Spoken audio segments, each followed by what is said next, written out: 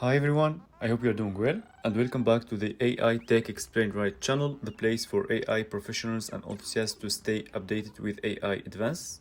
In this video, I will talk about the new Mistral-7B-INSTRUCT v0.3, which is a large language model, first of all, and to compare it with the Mistral 7 billion v0.3, the former is an Instruct fine-tuned version of the latter.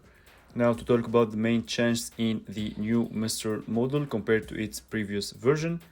The model has extended vocabulary to 32,768. This is achieved thanks to the native support of function calling.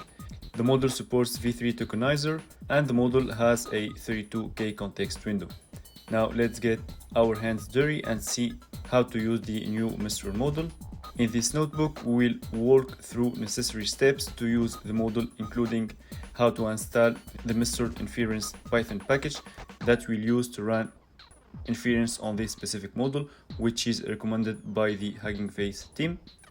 We'll see how to download the model, how to chat with the model, how to apply instruct following, how to use function calling, and we'll close the video with some limitations. I will provide you a link to this notebook in the video description. Let's start with installing the Mistral inference package by running this command: pip install Mistral inference. Next, you need to download the model.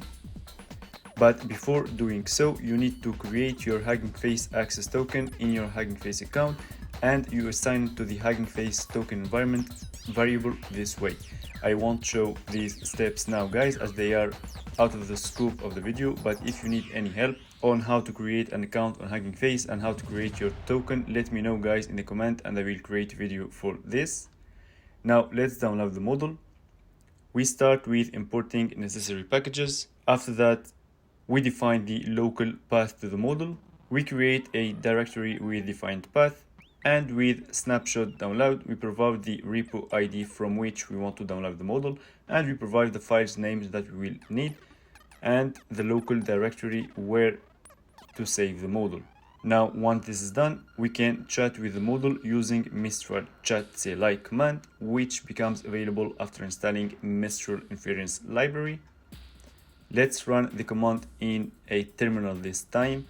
The reason for which I use terminal is that in my case I use Jupyter Notebook in VS Code, and at some point I will need to have a prompt to be inserted, and using Jupyter Notebook in VS Code doesn't provide a place where I insert the prompt. This is a small technical detail, but I just want to explain the reason of using a terminal. So this is the command that we need to run. We use Mistral chat package. We specify the path to the model, the fact that we will run it in the instruct version, and we fix the max tokens to 256. Once we run the command, we see that the word prompt will be printed. So we ask the model to introduce itself. And here we have our answer. Hello there, I'm an AI model designed to assist you with a variety of tasks. I can help answer questions, provide information, and even engage in conversations on a wide range of topics, and so on.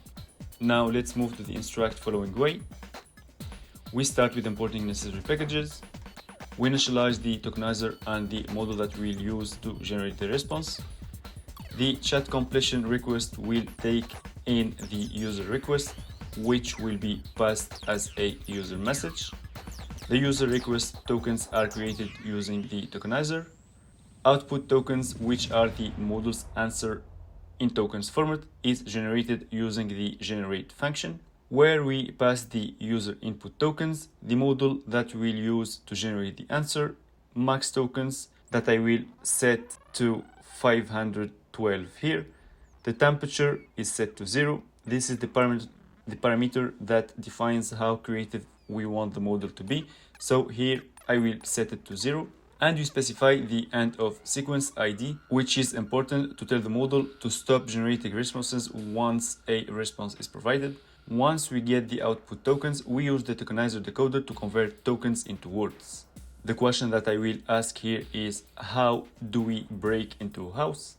I asked how to do such an illegal action on purpose, as the model is uncensored, so just to show you that the model answers these kind of questions.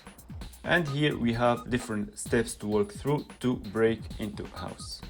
Now, one of the new and strongest features of this new module is the function calling feature. Let's see how to do this in few lines of code. So as you see here, all the parts are the same, notably the way we initialize the model, the tokenizer, but this time the chat completion request library will take the tools, which is a list of tools that will be available to be used by the model depending on the input. In our toy example, we have a single tool named getCurrentWeather, which is a function actually having two parameters. The first one is location, which is, as its name indicates, the location of which we ask the temperature, and the format, which is the temperature unit. And you specify in the required field that these two parameters are required. Let's ask a question now as we did before, but this time we are asking what's the weather like today in Paris. Once we run this, we see in the output that the tool that will be used to answer the question is the getCurrentWeather with its necessary arguments. And you see here the location asked in the question has been detected, which is Paris, France, with the appropriate temperature unit as well based on the location.